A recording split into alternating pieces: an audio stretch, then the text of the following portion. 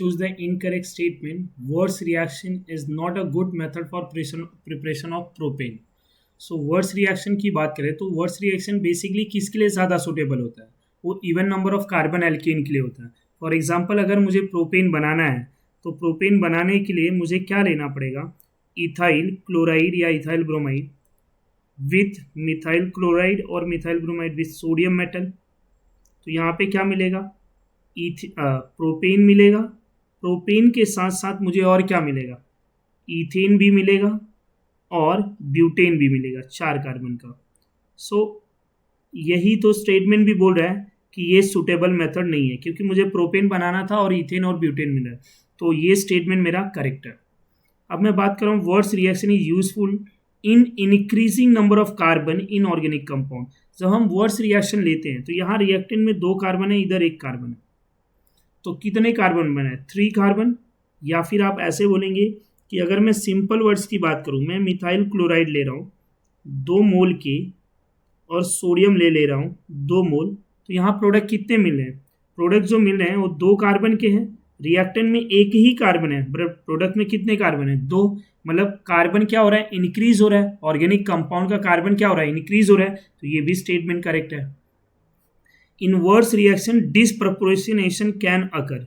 तो Wurtz reaction का जो मैकेनिज्म होता है ना, वो कौन से मेथड से होके जाता है? तो वर्स रिएक्शन का मैकेनिज्म फ्री रेडिकल मैकेनिज्म है. और फ्री रेडिकल मैकेनिज्म में साइड रिएक्शन जो होते हैं वो प्रीडोमिनेटिंग होते हैं. तो वहाँ पे जो है फ्री रेडिकल में हमारा जैसे अल्केन भी बनता है. अल्केन के कार्बन का ऑक्सीडेशन नंबर अलग होगा, अल्कीन के कार्बन का ऑक्सीडेशन नंबर अलग होगा.